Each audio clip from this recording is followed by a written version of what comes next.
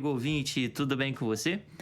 Então, eu tô há uns 2, 3 episódios sem postar nada, né? Umas 2, 3 semanas, na verdade, sem postar nada, porque a vida tá acontecendo e às vezes a gente não tem muito tempo aí pra parar, editar e como aqui tudo uma pessoa só que faz, realmente as demandas elas falam mais alto. Porém, hoje, no episódio de hoje, eu quero trazer um assunto que eu queria ter falado sobre esse assunto no mês passado. Mas o mês passou, já estamos em outubro, não sei quando vai sair, mas é um tema extremamente pertinente, né? Quero falar um pouquinho aqui hoje sobre saúde mental, sobre a saúde mental e a fé cristã, como que a saúde mental ela afeta a nossa vida, como que a fé ela conversa com a saúde mental. E para isso eu não tô sozinho, mas vou fazer essa apresentação logo após a vinheta.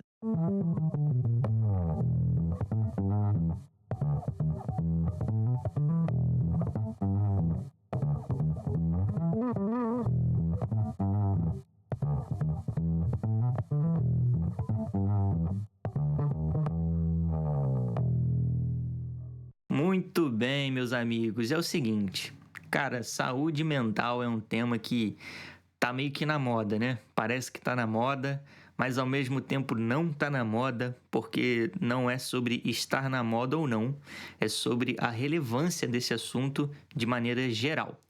E como eu disse ali, tô com uma pessoa aqui hoje, uma pessoa extremamente especial para a minha vida, tá? Não é o Jorge Jesus, não é o Zico, não é ninguém. É alguém, até aí melhor, né, do que essas pessoas. É a minha irmã, pessoal. Trouxe a minha irmã aqui. E antes dela se apresentar, eu quero fazer a minha apresentação sobre ela. Estou aqui com Isabela Azevedo. Isabela, seja muito bem-vinda, tá? A gente tá aqui um do lado do outro, no quarto, gravando. Ela tá se segurando para não dar risada aqui. Mas, cara, a Isabela é uma pessoa incrível.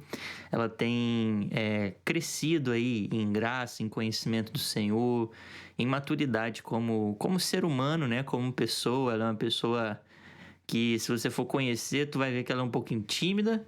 Mas à medida que você vai conhecendo, você vê que ela é uma pessoa bem engraçadinha, né, pessoal? Vou dizer assim, engraçadinha, divertida e extremamente inteligente.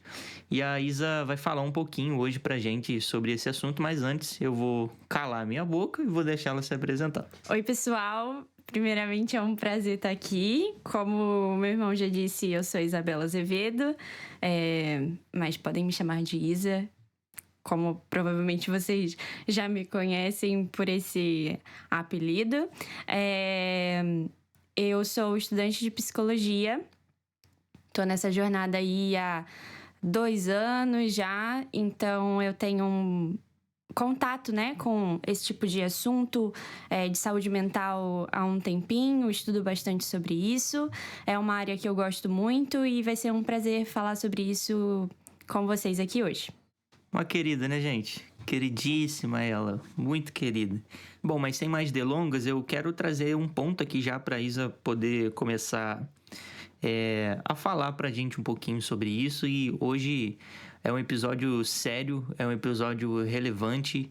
E antes dela começar a falar, eu já queria te convidar se você está ouvindo aqui pelo Spotify, cara, deixa um comentário aqui. O Spotify ele tem esse recurso, né, de você poder comentar. Queria te incentivar a comentar, queria te incentivar a seguir o Mesa Corondel, caso você ainda não siga. E também já enviar esse episódio para aquele seu amigo que gosta do assunto, aquele seu amigo que talvez estude o assunto, ou talvez o seu amigo que até se encontre em alguma situação que a Isa possa vir a citar aqui. Mas vamos lá. Isa, queria que você contasse um pouquinho pra gente como que o Setembro Amarelo, né, essa história do Setembro Amarelo começou, porque hoje em dia a gente vê, né, as campanhas de Setembro Amarelo acontecendo, a gente talvez até saiba aí o que é, né, qual que é a intenção por trás da campanha, mas às vezes, como eu, por exemplo, não faço ideia de como essa coisa do Setembro Amarelo começou. Eu queria que você contasse um pouquinho essa história pra gente, como que o Setembro Amarelo ele começou. Então, o Setembro Amarelo, ele foi uma campanha que teve início nos Estados Unidos, né? Eu acho que isso a maioria das pessoas provavelmente já imaginavam.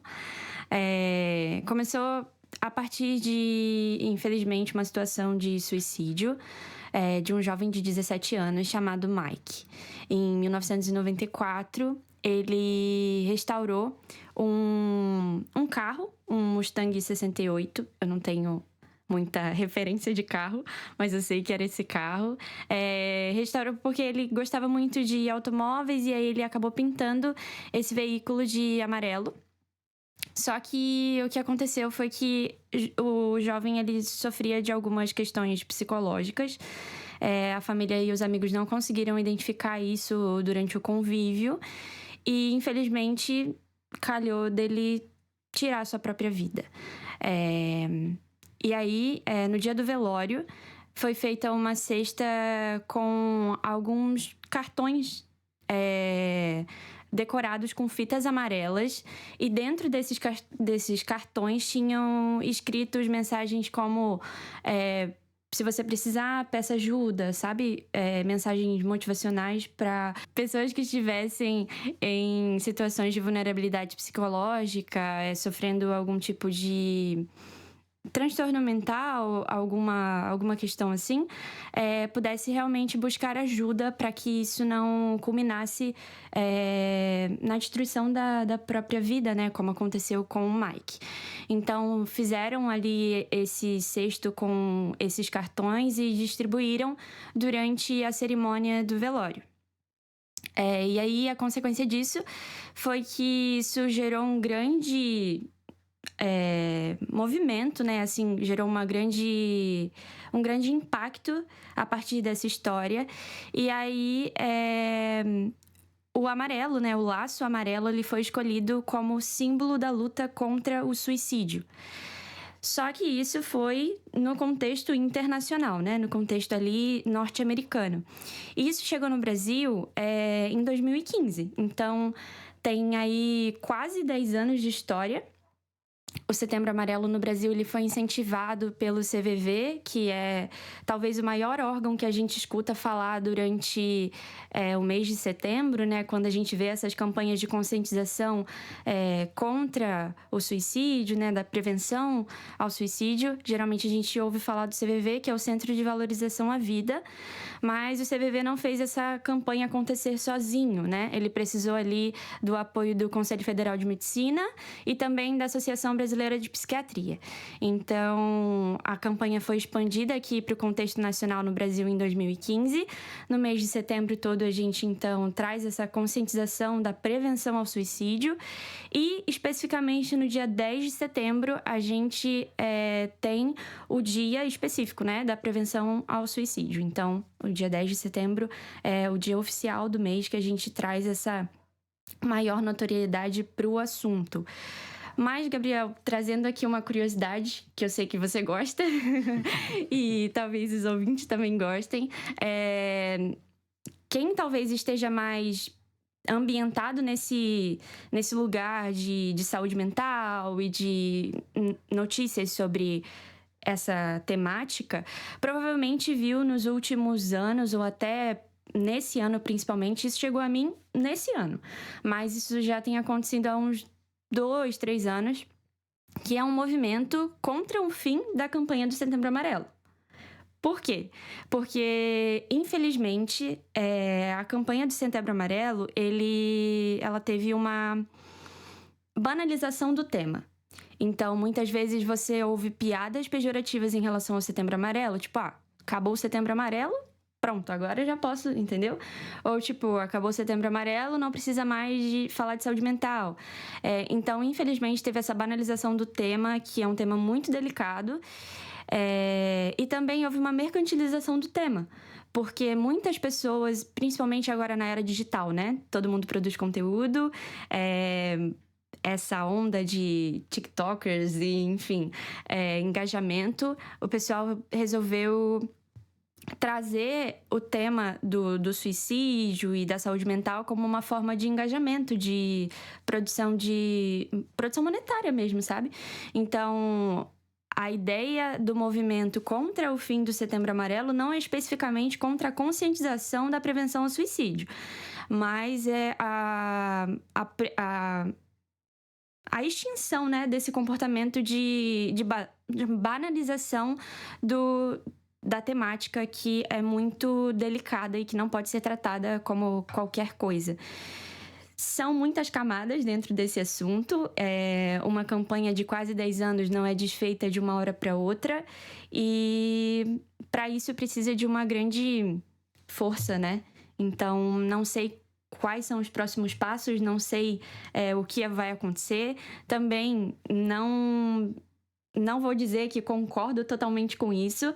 Eu acho que vale a crítica, mas são muitas camadas ainda para analisar, e eu trouxe isso só a título de curiosidade mesmo, porque, enfim, a gente está falando do tema e é uma coisa que é recente. Muito bom, não fazia ideia de que tinha gente querendo acabar com o Setembro Amarelo, mas com certeza já vi esse ponto do mercado, né? Realmente o mundo digital ele é um pouco cruel, assim, ele não tem muito senso, né? O pessoal do digital é meio sem senso. Mas, enfim, cara, a gente sabe que a questão da saúde mental, ela é falada, por exemplo, na tua faculdade, isso aí você deve ouvir em toda a aula, nas empresas, de um tempo para cá, o ponto da saúde mental começou a ser abordado, e isso também começou a ganhar um pouco mais de relevância dentro do ambiente da igreja, né? Dentro do ambiente da fé cristã. E, cara, surgiram livros, assim, tem livros já de anos, né? Mas começaram a ganhar espaço agora. Por exemplo, um livro que eu gostei demais, que toca nesse ponto, que é o Espiritualidade Emocionalmente Saudável, do Peter. E, poxa, é um livro, assim, muito bom, apesar de ser carregado de teologia mística. Ele é um livro que ele é todo pincelado em cima do ponto da saúde mental, e me ajudou muito, assim, ampliou muito a minha perspectiva. E aí, pegando esse caminho, né, de que o assunto da saúde mental está começando a ser falado dentro da igreja, eu queria que você reforçasse, eu queria que você comentasse também para os nossos ouvintes o porquê, né, que o cristão ele não deve ignorar a saúde mental, apesar de ser um tema que já vem sendo falado. Eu queria que você, como uma estudante de psicologia, né, você ainda não está formado, obviamente, tem todas essas questões, mas eu acho que vale o espaço para você falar a respeito disso. Por que o cristão ele não deve ignorar a saúde mental? Primeiro, eu queria dizer que é um alívio saber que o tema da saúde mental está sendo bem comentado no ambiente eclesiástico, né? Porque, infelizmente, eu sei que ainda existem espaços que o tema da saúde mental e psicologia e essas questões da mente, das emoções ainda são vistas com muito estigma, né? Com muito preconceito, mas graças a Deus líderes e comunidades estão abrindo os olhos para esse tipo de assunto, e esse livro que você falou é muito bom. Existem outros também que, graças a Deus, tem pessoas se levantando para falar sobre isso. Então, é realmente uma grande alegria do meu coração, e acredito que da maioria dos estudantes de psicologia e cristãos também, né? Porque o cristão não deve ignorar a saúde mental. Tá. Eu gosto de pensar pela lógica de que a mente faz parte do nosso corpo. Eu acho que a gente se a gente parar para refletir, né, na questão histórica em que o corpo era algo ruim, visto como algo ruim, porque o material era algo visto como ruim na visão platônica, e o imaterial era algo supremo e melhor. Essa visão dualista ainda traz marcas na nossa sociedade atual, e até mesmo dentro da igreja. Na faculdade de psicologia, a gente começa estudando ali na história da psicologia as visões que influenciaram, né, a ciência, e a gente fala muito dessa questão da dualidade. E eu vejo muito que isso ainda se estende para o ambiente da igreja muitas vezes, que a mente é algo que faz parte do corpo, né? Mas é como se não fosse, porque tratam como se não fosse parte do corpo.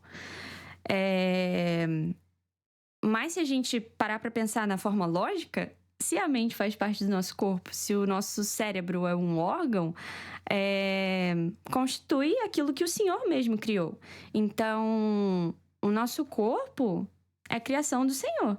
E Ele nos deu pra gente cuidar com mordomia e zelo. Então, cuidar da nossa saúde mental é honrar o Senhor com aquilo que Ele deu pra gente cuidar. Então, sendo o nosso corpo algo que o Senhor nos deu pra cuidar, nada mais justo do que seguir, né,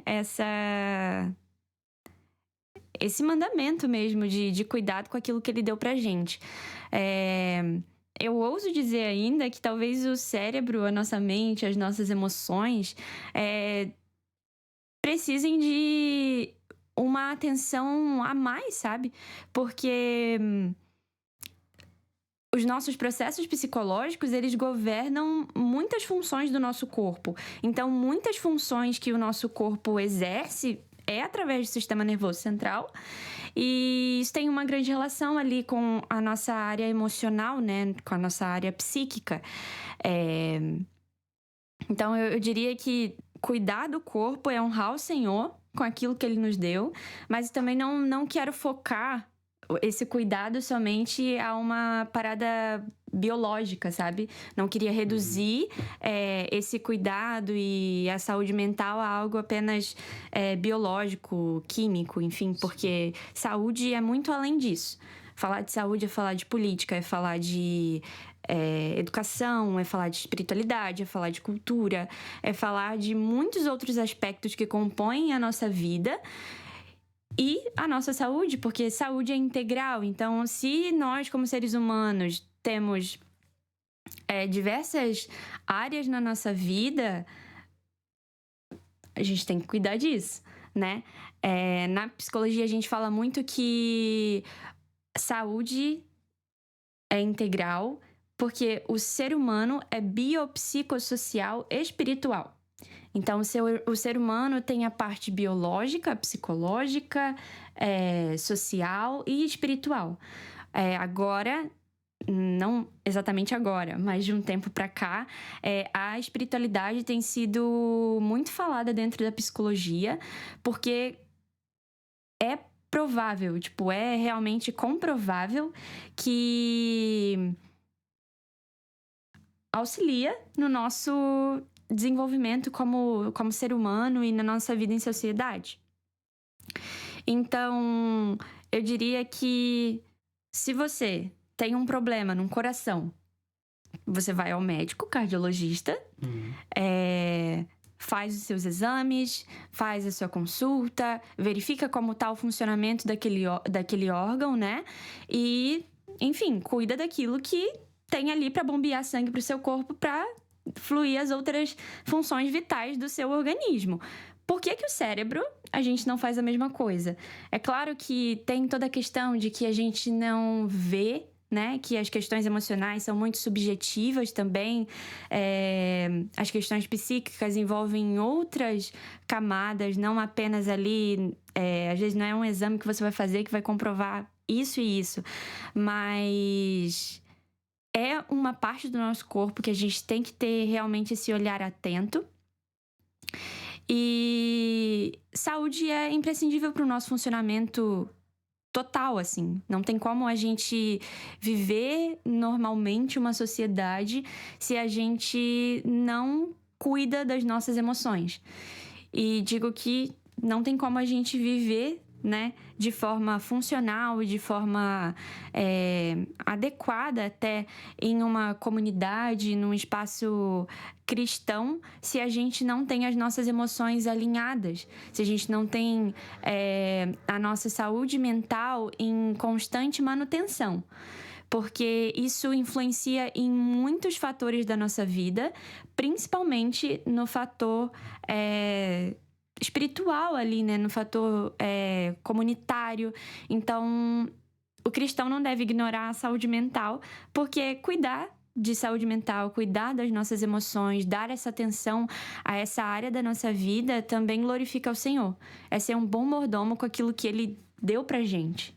Isa, você falando disso aí me lembrou muitos e muitos dizeres, né? Enfim, vídeos, áudio, até pessoalmente, né? A gente ouve e assiste pessoas falando uma das seguintes frases. Depressão é falta de Deus. Tirar a própria vida é fruto de possessão demoníaca. E todos esses aspectos, assim, né? Existe, né, essa tendência a espiritualizar e a demonizar problemas, né, e doenças mentais mesmo dentro da igreja, né? Isso infelizmente, ainda é comum. Eu acredito que isso já está começando a ser combatido.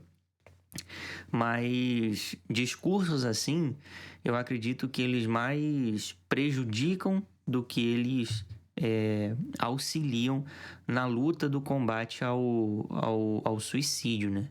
É claro que, poxa, por exemplo, lá na igreja a gente tem turnos que a gente ora sobre isso, contra a diminuição da taxa de suicídio. A cidade que a gente está morando, por exemplo, é uma das cidades com um índice alto, né? Pelo menos quando a gente se mudou para cá era bem alto, não sei ao certo como é que tá agora, mas a gente sabe, por exemplo, assim, que a igreja precisa se movimentar em oração, né, em relação a esse tema. Mas da perspectiva de uma estudante de psicologia e alguém que está aí dentro desse universo, como você acredita que, óbvio, além da oração, a gente consegue engajar a nossa fé, a fé cristã, com a luta por índices menores de suicídio, sem, obviamente, levar para esse lado de espiritualizar a questão, mas realmente de engajar uma fé mais prática com a luta por índices menores de suicídio. Queria que você falasse um pouquinho disso pra gente, já pra gente poder ir caminhando pro final, que eu não quero estender muito esse episódio, quero que as pessoas mais reflitam do que elas escutem a gente aqui falando, né? Sim, infelizmente a gente ainda ouve muitos comentários como esses, né?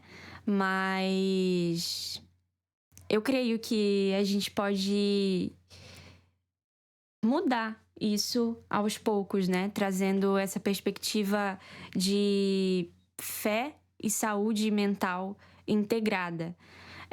Eu diria que, na verdade, eu vou separar em alguns pontos para a gente conseguir visualizar de forma mais prática e mais clara também.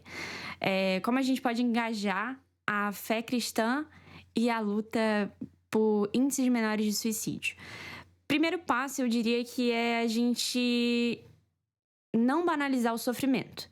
Porque quando a gente ouve esse tipo de frase, esse tipo de comentário, a gente vê claramente que ali tem uma banalização do sofrimento.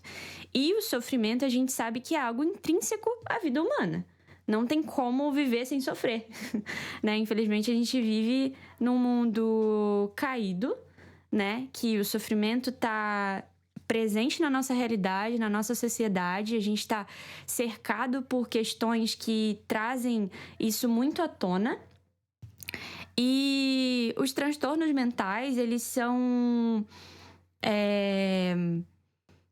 algo que não é para ser banalizado, porque é algo sério, delicado, que existe de verdade.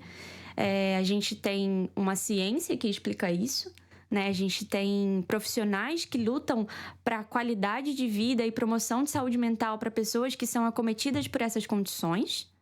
Então, o transtorno mental é algo complexo, né? Não é algo que é resolvido apenas por conselhos, por conversas, mas precisa ser tratado com a seriedade que ele demanda, né? Porque o transtorno mental, ele é uma condição que não é apenas no aspecto psíquico, né? Ele envolve e impacta outras áreas da vida do sujeito. Então, eu diria que o primeiro passo para a gente engajar nessa luta seria a não banalização do sofrimento. Trazendo ali para uma questão, né, eclesiástica da igreja, eu diria que a comunidade em si deveria ter um olhar transformado em relação ao sofrimento. A gente tem um exemplo clássico na Bíblia quando a gente fala de sofrimento, e principalmente quando a gente fala do desejo de suicídio e de, enfim, acabar com a própria vida, que é o exemplo de Elias, né? Elias pediu para morrer e o Senhor deu a ele o descanso e o cuidado que ele precisava para aquele momento. Então, se sofrimento é falta de Deus, eu não sei que Bíblia essa pessoa lê. Porque é claro na história, né? E claro que não digo que todo cristão vai ter depressão ou que, enfim, isso é algo diretamente relacionado, né?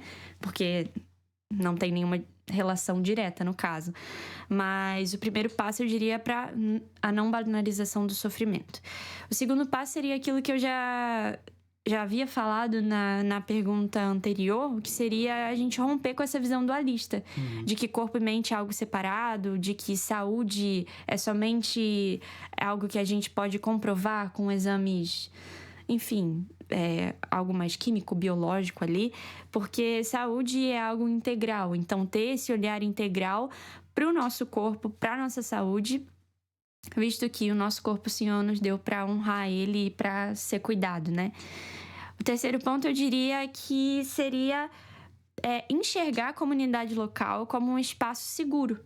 Então, na psicologia, a gente trata muito de dinâmicas grupais, de dinâmicas de processos terapêuticos em grupo. Então, a gente vê que ter outra pessoa do seu lado, ter uma rede de apoio é muito benéfico para pessoas que sofrem com condições psíquicas. Então, a comunidade local, a igreja, pode ser sim um bom apoio, um bom suporte para essas pessoas que sofrem com depressão, ansiedade ou outros transtornos mentais. A gente fala em psicologia que existir é coletivo, porque ninguém existe sozinho. A gente precisa de outras pessoas para viver em sociedade e para, enfim, se manter, né? Então, a comunidade local é realmente um lugar que eu acredito que foi preparado pelo Senhor também para nos dar suporte para esse tipo de questão. Então, ter ali pessoas preparadas, líderes embasados teologicamente, para que realmente possam ter esse olhar e essa escuta mais ativa e sensível para o auxílio do corpo. Então, eu acho que a comunidade local é, sim, um bom ponto de encontro para que a saúde mental seja melhor promovida ali dentro, sabe? E o último ponto, eu diria que seria talvez o que tem que permear toda a nossa luta, mas é encorajar a busca por profissionais qualificados, né, inscritos no CFP, porque se você não tem o registro ativo, você não pode exercer a profissão de psicólogo. Claro que aqui não é só o psicólogo que faz essa ponte, mas eu, como estudante de psicologia, indicaria primeiramente ir nesse tipo de profissional. talvez seja necessário também um psiquiatra, um médico ou outros profissionais, mas eu acho que realmente encorajar a busca por psicoterapia é um bom ponto a engajar nessa luta, né? Porque o Senhor nos deu inteligência, capacidade de conhecer e explorar, né? Áreas do conhecimento, áreas da saúde, para a gente se tornar pessoas qualificadas e capacitadas a ajudar a população. Então, eu creio muito em estudantes de psicologia, psicólogos, psiquiatras, médicos, pessoas que realmente se especializam, se aprimoram, estudam para terem o melhor aparato para ser suporte para esse tipo de pessoa, né? Que, enfim, luta contra a depressão, já teve alguma ideação suicida. Enfim, eu acho que buscar psicoterapia é um caminho muito eficaz, mesmo que pessoas nesse tipo de condição muitas vezes não vejam solução, né? Não tenham esperança. A psicoterapia pode sim ser um grande auxílio. Não é algo imediato, não é algo rápido, mas é algo eficiente. Gente, se eu fizer qualquer inserção aqui, eu acho que eu posso estragar todo o episódio. Então, aqui eu já encerro, né? Dizendo aí se você tá ouvindo esse episódio e você se encontra em alguma dessas situações delicadas, a gente quer te encorajar a você não passar por isso sozinho, a você buscar ajuda, você conversar com alguém. Isso é extremamente importante, pode ser o início aí de uma jornada de melhora, uma jornada de conversão de quadro, se eu posso chamar assim. Mas, Isa, se você quiser dar tchau pro pessoal. Foi um prazer, eu gostei muito. Muito obrigada por ter me convidado. É uma honra estar com você, meu irmão. Eu te amo muito. Sou muito fã do Mesa Corandel. Estava em todas as mentorias. Escuto todos os episódios. E foi um prazer. Espero que esse episódio seja edificador na vida de quem ouvir. E encorajo você também a compartilhar com pessoas que você sabe que pode fazer sentido, né? E é isso, foi um prazer, muito obrigada, um beijo pessoal. Gente, finalizamos então mais um episódio do Mesa Corandel. Talvez vocês não nos encontrem com tanta frequência como estávamos, né? De um episódio por semana. A minha ideia, quando comecei, era fazer algo mais quinzenal, mas eu acabei, na empolgação, indo fazer episódio toda semana, mas acredito que quinzenal vai ser um bom espaçamento de tempo aí pra gente poder alimentar essa plataforma. É isso. Que a graça de Deus continue nos educando para vivermos Corandel.